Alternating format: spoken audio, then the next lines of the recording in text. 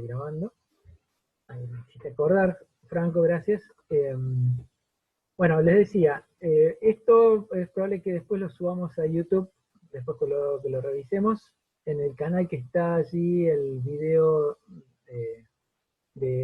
creo que es GDA FRC UTN o UTN FRC GDA, en algún orden las tres siglas. Es un canal que estamos subiendo los videos, así que después de esta grabación, de estos 40 minutos, próximos 40 minutos, seguramente va a aparecer la grabación. Gracias por aclararlo. Bueno, les contaba, el desafío es crear tablas que sean relacionales, que estén normalizadas, y esta normalización me va a ayudar a que el modelo de datos sea bastante predecible. No digo que una solución a un problema tenga siempre exactamente las mismas tablas, porque los requerimientos son diferentes del mismo negocio, de empresa a empresa, pero sí va a tener algunas características, estoy hablando de un modelo normalizado, que nos va a ayudar a entenderlo rápidamente. Si decimos que hay relaciones entre tales tablas, y con las preguntas que vamos a ver, vamos a entender de dónde tiene que estar la clave foránea, dónde está la referencia al maestro o a la madre o al padre de las filas, porque habremos estudiado normalización y entendiendo estas recetas que nos llevan a un modelo de datos normalizado. Con esto quiere decir, no hay una solución única, el análisis de datos tiene un componente subjetivo, relativo a la empresa donde se hace, que hace que no se pueda decir que un modelo de datos sea exactamente igual al de entre negocios iguales. Ahora, si ustedes me dicen, no, pero yo impongo la solución SAP, que tiene el modelo de datos ya dado, tiene el mismo modelo, y sí, lógicamente. ¿Qué pasa? Muchas veces se quejan de las aplicaciones así estándar, empaquetadas, enlatadas, porque no nos dejan aplicar nuestro requerimiento. Bueno, ahí tienen.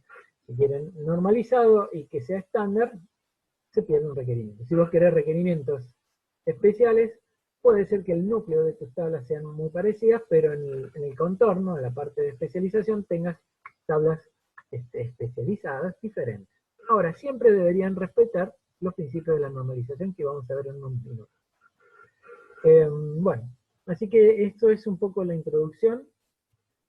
Supongo que van a ver el video para entender qué es una tabla, qué es una fila, qué es una columna, qué es una clave primaria y qué es una clave foránea. Vamos a producir ahora, dentro de un ratito, vamos a empezar el tema de normalización. Antes que nada, o antes que de eso, querría aclarar una situación. En el video hablo de la distinción de entidades con tablas, tuplas contra filas, atributos contra columnas. Hablamos como que es más concreto hablar de tablas, filas y columnas. Pero para llegar a tablas, filas y columnas tengo que estudiar en forma abstracta las características del problema, la semántica del problema que tiene que resolver mi aplicación.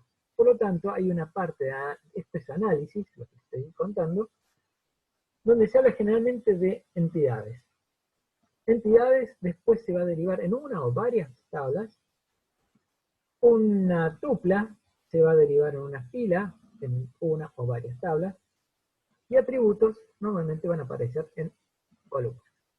Así que sepan que esa distinción es muy parecido a hablar de entidades, atributos, entidades, tuplas y atributos, que filas, columnas, tablas, filas, columnas. Es ordenado. Así que bueno, tengan en cuenta esa terminología.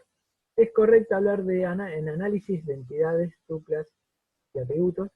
Y en diseño, cuando está construida la tabla, cuando tenemos que escribir el SQL para construir las tablas, hablar de tablas, filas y columnas.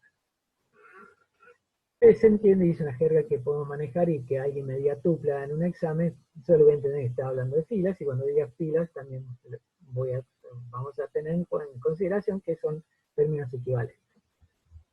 quizás el que llega novedoso, llega nuevo al tema, queda como un poco desubicado. Ahora me dice tuplas, ahora me dice filas, son lo mismo en distintos lugares.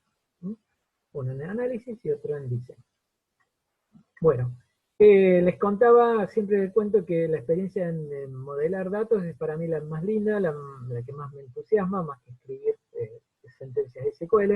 Por lo tanto, creo que está asociado con la herramienta o con la materia análisis.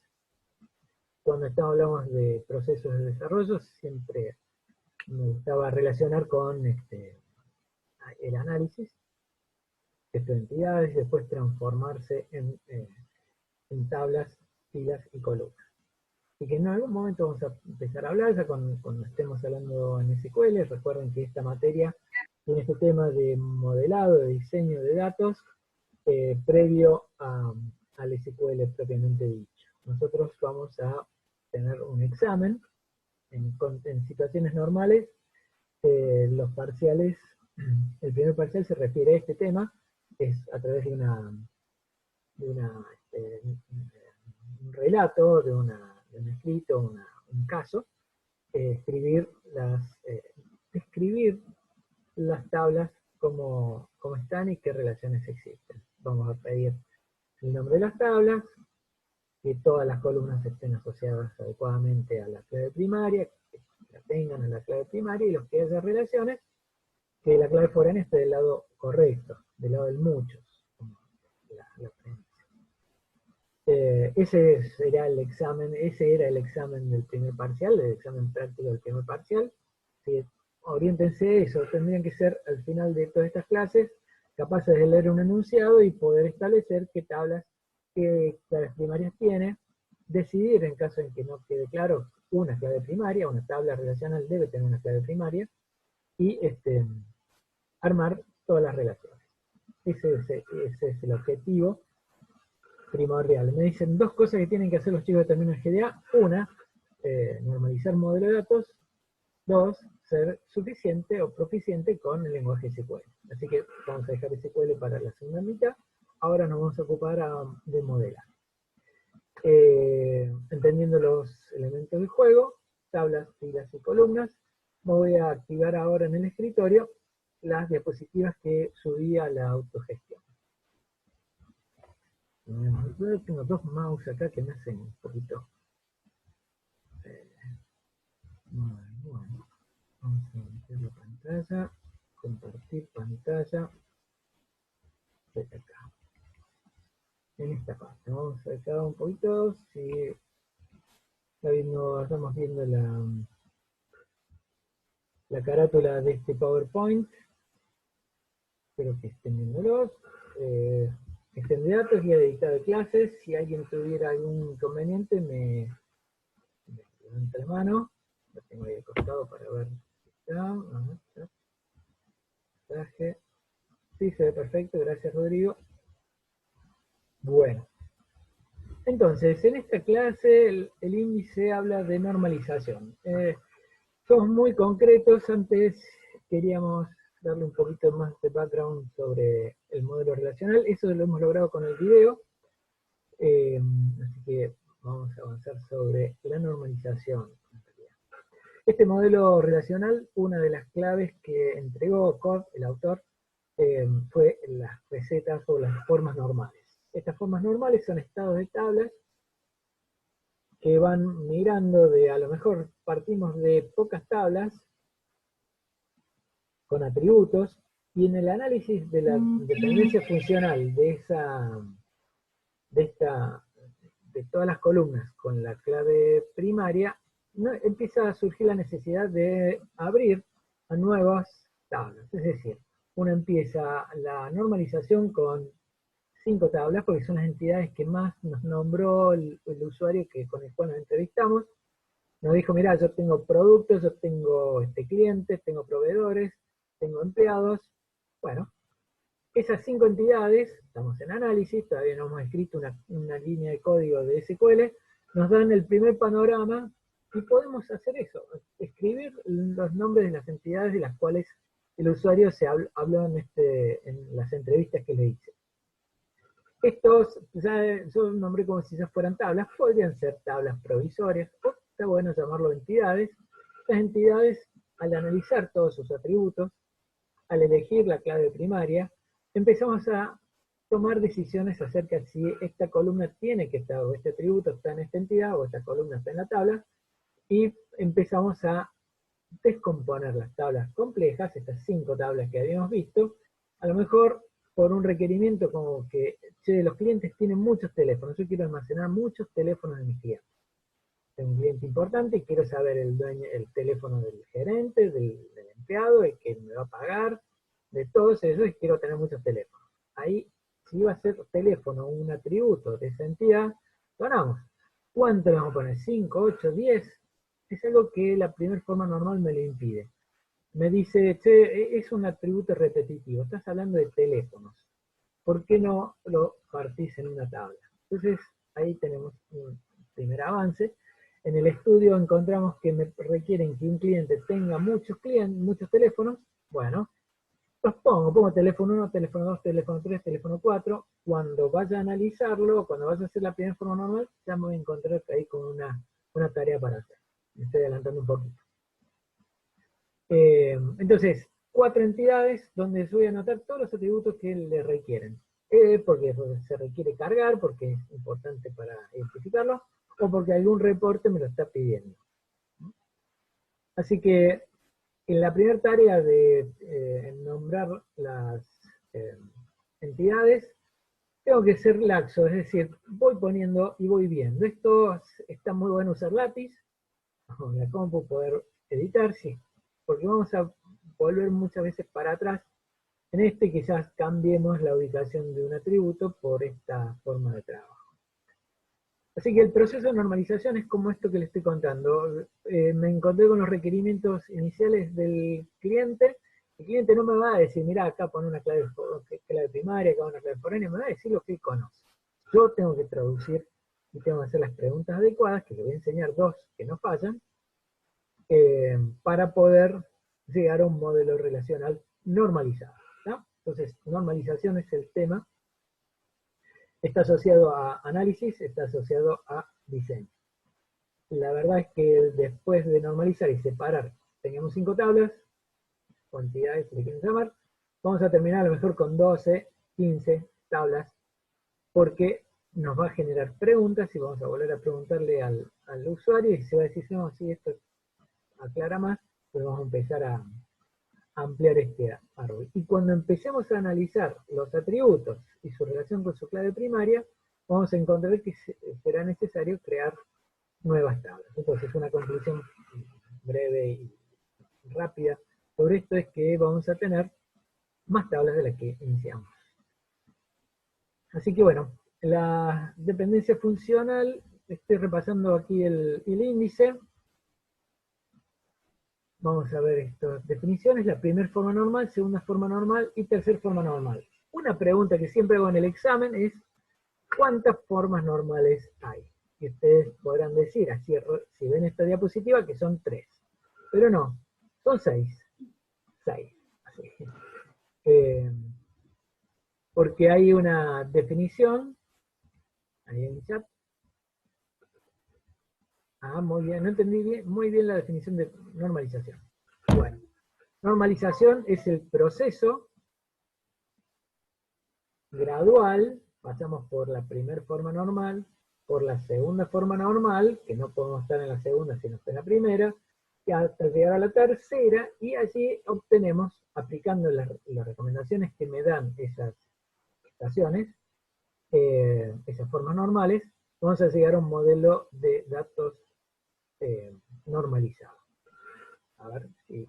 Entonces, es un proceso que se aplica a una tabla, luego esa tabla pasada a la primera estación, es decir, está en primera forma normal, podemos pensar en aplicarle el criterio de la segunda forma normal, y luego el de la tercera forma normal a una que esté en segunda forma normal. Cuando decimos sí, esta cumple con tercera forma normal, esta tabla está normalizada. ¿Ah? Si está todo bien, esto es un proceso que vamos a encontrarnos con 5 o 6 tablas y terminamos con varias tablas. Ahí me dice sí, que no es Micheli. Vamos a avanzar con la diapositiva. En esta diapositiva que está al fondo tenemos los temas que vamos a ver. Les decía, tratamos hasta la tercera forma normal. El modelo planteaba 6, ahí lo dice bien, recién 6, aunque la última sea la quinta. ¿Por qué? Porque la tercera tiene un bis, tiene la forma voice code, o tercera ampliada. Nosotros las tres últimas no las consideramos, estudiamos las tres. Un modelo está normalizada cuando llegamos a la tercera forma normal. Bueno, vamos al siguiente, con la siguiente diapositiva. Ahí tenemos la definición. Repásenla, no voy a hablar.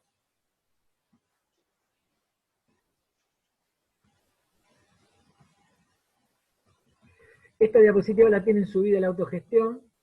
Si quieren seguir la parte, adelantarse, volver para atrás, pueden bajarla y tenerla a mano. Bueno, es importante decir para qué hacemos esto. ¿Para tener unas tablas normalizadas? Sí, es el primer objetivo. Pero en realidad lo que se logra con las tablas normalizadas es que hay se evita la redundancia, que es un problema grave, ya anotado por Cott, que dice que la redundancia es la repetición de un hecho. Es decir, reflejo o la registración de un hecho repetidas veces. Es decir, no es que hay varias ventas. Uno diría, es redundante, yo le vendí a fulanito tal cosa. Y bueno, pero eso fue ayer, ahora compro de nuevo, quiero reflejar eso. Creo que eso no es redundante. Si yo reflejo, guardo en tablas que hoy le vendí a fulanito tales productos, y de pronto tengo que escribir de nuevo, hoy le vendí a fulanito tales productos, eso sí es redundante. Un hecho registrado varias veces. ¿Tá? Otro resultado de la normalización es, aparte de evitar casi por completo la redundancia, vamos a ver que la estructura es más flexible. Un modelo normalizado soporta cambios. Por ejemplo, esto de tener 5 teléfonos. Si yo elijo ponerle 5 atributos a los teléfonos, y alguien me pide, necesito 8, tengo que alterar la tabla, hacer una operación que es bastante compleja, pese a que es simple, una sentencia SQL, pero implica un cambio lógico en la estructura de la base. Algo que no se busca, que no es algo muy buscado. Lo que se prefiere es que haya más registros en las filas. Más filas en la tabla y no más columnas. Las bases de datos tienen límites de arquitectura en cantidad de columnas, pero no los tienen para cantidad de filas. Así que es una buena idea esto que les decía de los teléfonos de un cliente, en vez de ponerlo como columnas, permutarlo a una tabla que sea teléfonos de clientes y cada nuevo teléfono sea una fila más. No tengo límite en esa estructura. En cambio, si le pongo 5 columnas, tengo hasta 5 columnas teléfonos para registrar en mi cliente. Entonces ahí está un resultado evidente de la normalización, que es la flexibilidad del modelo de datos. Bueno, así que esta diapositiva me marcó estos temas que les contaba, y Maxi. Ahí lo escribió Maxi, muchas gracias. Ahí tecleé lo que estabas diciendo, Cali. Como Sí, que muchas gracias. Gracias, Maxi. Maxi, gracias. Bueno, esto hace referencia también a lo que vimos en el video. Acá les presento una tabla o una relación, una tabla relacional. Tiene estas partes. Tiene la cabecera, ¿eh? La cabecera con el nombre de las columnas, el cuerpo, que son las tuplas, filas, los atributos, que son las columnas también, y el grado. El grado es una definición que está en el video, que es la cantidad de columnas que tiene esta relación. Y la cardinalidad es la cantidad de filas que tiene esta relación. Ahí tenemos las definiciones. Esta pega justo. Esto es un resumen muy bueno del video que está en YouTube. nos ponemos de acuerdo con esto. Si hubiera alguna duda sobre esto, sería el momento en que me hagan la pregunta. Revisen lo que es relación, tupla, cardinalidad, clave primaria, atributos, grado y dominio. Si no tienen dudas, abrimos un ratito para que ustedes pregunten. Mientras tanto, que tengo más.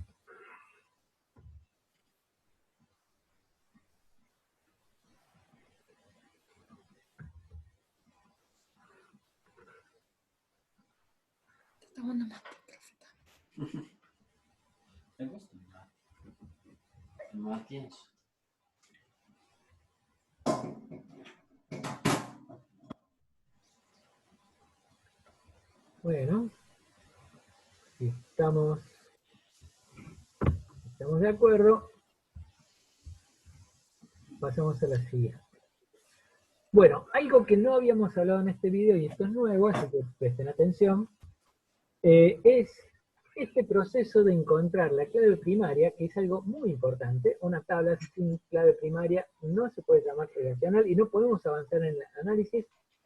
En pocos casos es útil esa ¿está ahí? ¿Está Valentina? Parece que estás con el micrófono abierto. Voy a silenciarte. Que te hagan ruido. Si alguien pide, acá tengo el tablero que me va a avisar si alguien quiere hablar, ¿no? En el chat escribe algo y ya automáticamente veo que ya tiene. Bueno, ahí hay 4. Bien. Bueno. Juan Pablo Martínez dice, la clave foránea, ¿dónde se pondría la tabla? ¿Dónde está el PPT? Bueno, escúchame una cosa. Te respondo a Juan Pablo lo de la clave foránea. Ahí está. A Toledo, Rodrigo le dice que está en autogestión. En los mensajes, es el último mensaje que mandé, ese es el PowerPoint. Si no, lo seguís. Si estás viendo el escritorio mío, lo estamos viendo, ¿no? En cualquier momento lo puedes bajar vos. Bien. Les decía que esto es importante. Yo, para llegar a la clave primaria, debo analizar todos los atributos que he elegido para una entidad. Digamos, digo entidad y atributos porque todavía no sé bien cómo es la tabla.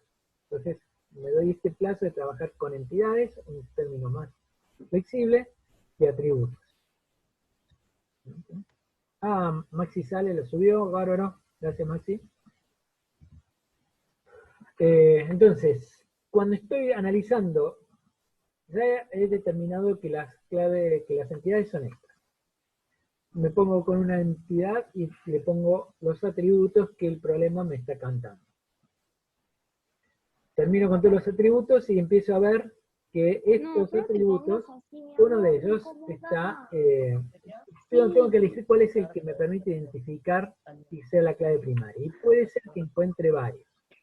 Imagínense, hay un micrófono abierto por ahí. A 2 meses de la A ver. Eso, gracias. Sí. A ver si yo puedo hacer algo así. Silenciar a todos, pero creo que me callo yo. A ver. Sí, lo vamos a activar ahí. Ahí estamos, yo sigo.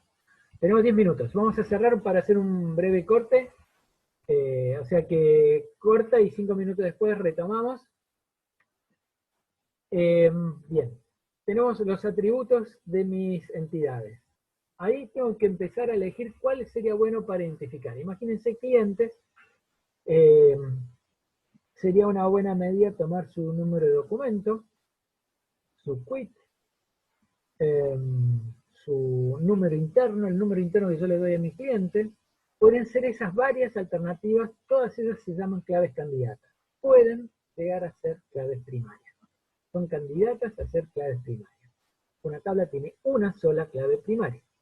Por lo tanto, tenemos que analizar brevemente estas candidatas.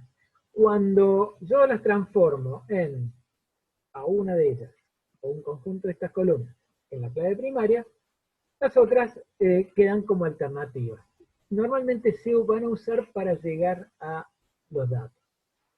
Es común que las empresas nos pongan un número propio. A ustedes cuando entraron a la universidad les pusieron un legajo.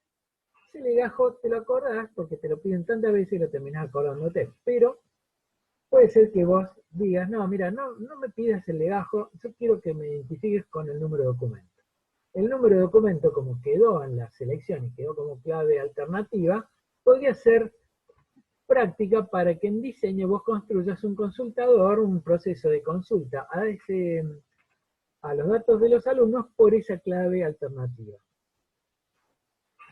Ante la pregunta, ¿no es posible tener más de una clave primaria por tabla? No, no es posible. Joey Caro dice que sí. No, clave primaria es una, compuesta o simple, es decir, una sola columna o varias columnas juntas que permiten identificar.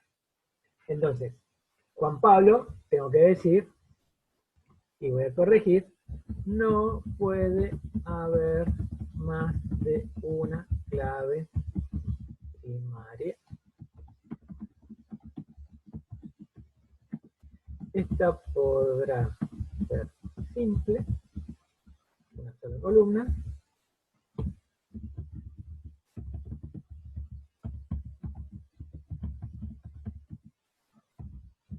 o compleja.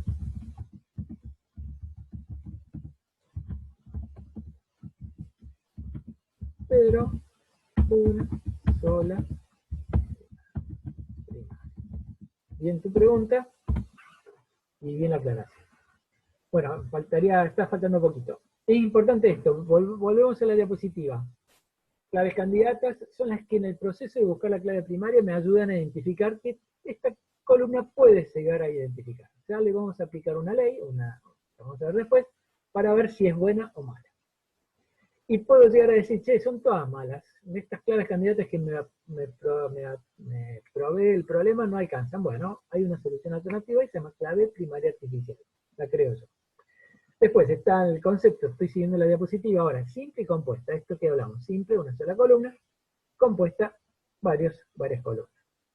Y esto también está dicho en el video, las tablas, las relaciones no tienen repetición de filas o tuplas, no están ordenadas, los atributos no están ordenados, y todos los valores de los atributos son atómicos, quiere decir que no se repiten y no puedo partir al medio, adentro, para encontrar algún detalle. ¿Está aquí? Así es, Lara Parrucci dice, una vez que tenés una clave primaria, el resto pasa a ser alternativa, y sí, todas pasan. Como tiene esa característica y podrían llegar a identificar, son tomadas como candidatas, como alternativas, quiero decir, como alternativas. Las candidatas se transforman, que las que no fue primaria se transforman en alternativas. Y es lo que tiene, por ejemplo, cuando uno llama por teléfono a un servicio y nos pide nombre de factura, o nombre de cliente, y dice, no me acuerdo cuál es, ¿tiene una factura a mano? No, no tengo. Bueno, a ver, dígame su documento. Deben tener un procesito que entra por la clave alternativa y llegan a tu dato, sin necesidad de tu número de cliente, que sería la clave primaria. ¿No? Eso sería la... acá Pajé Juan me pregunta, profe, ¿puedo volver a explicar las propiedades de unicidad y minimalidad? Eso todavía no lo he dicho, está en el video. En cuanto a unicidad y minimalidad está relacionado, te lo respondo ahora de nuevo, en los pocos minutos que nos quedan. Unicidad. La clave primaria me permite identificar unívocamente a cada fila, o sea, es única para cada fila. No se repiten, no puedes poner valores repetidos en una columna, que es clave primaria, en la tabla que está definida así. O sea, no puedes repetir. Minimalidad es que debes elegir la clave primaria con la menor cantidad posible de columnas que te permitan identificar las filas. Como es tan crítica la clave primaria, uno podría decir, elijo todas las columnas, total. Bueno, y eso es una mala decisión, es una mala definición. Estamos agregando duplicación de espacio, estamos ocupando mucho espacio porque hay un índice atrás de una clave primaria, y no me hacen falta muchas columnas porque están repetidas. Si los alumnos, pues imagínense poner la localidad como clave primaria junto con el número de documento, el nombre, y la localidad no me permite identificar a cada alumno. Sí me va a permitir su número de documento, por ejemplo, pero pasa que en los alumnos de la tecnológica pueden llegar a tener pasaporte o tener un número que se repite. Viene una persona de otro país que tiene un mismo documento que tiene el mío. No lo puede identificar. Entonces se elige tener un legajo. El legajo es un ejemplo claro, el legajo que ustedes le han dado es el ejemplo claro de una clave artificial. ¿Qué tiene? Es chica, es mínima, tiene una sola columna, es un número que marca que se va incrementando y nunca se va a repetir. Por lo tanto, esos dos criterios de unicidad y minimalidad son lo que debe cumplir la clave primaria según la regla de integridad de entidades, que está en aquel video. ¿Está? Ahí dice, es lo mismo la regla de integridad e identidad. Las reglas que estamos manejando nosotros, a Juan Pablo Martínez, son las de integridad de entidades, primera regla, y la segunda regla, regla de integridad de referencia. Regla de integridad referencia. Así que no es lo mismo regla de integridad que de identidad. No tengo reglas de identidad cerca. Se puede referir a otro ámbito, pero acá hablamos de regla de integridad de entidades y regla de integridad referencia. ¿Ah? Son dos reglas que están en el video. Ah, mira. Bueno, si encontrás algún error, por favor, avísame porque hay que corregirlos. El tema de grabar videos, que si alguien mete o desliza un concepto mal, después es una catástrofe. Bueno, lo importante, estamos en unos tiempo restante 2 minutos. La dependencia funcional, y con esto cerramos. Es un concepto muy importante y simple. Significa que si yo digo legajo, les voy a contar, mi legajo en la universidad como alumno tiene 4 cifras, ustedes ya están por casi 6, o por 6 cifras. Mi legajo era 7547. Así entré en la universidad, 7.500 alumnos, ustedes ya están por los 80.000, así creció. Si yo digo 7547 en mi legajo como alumno, ya estoy determinando los valores de Calixto Maldonado, del 21 de abril, de tal dirección, de tal lugar de nacimiento. Entonces, hay una dependencia funcional de que a 7547, dado 7547, ya sé qué valores tienen los atributos. Estoy que el I, el descriptor, el atributo, depende funcionalmente de X. Así que el código de empleado o el legajo va a determinar de qué salida estamos hablando y qué categoría. ¿Se dan cuenta? Ese es el concepto así de simple. X, clave primaria, define el atributo, es lo que nos va a permitir después normalizar.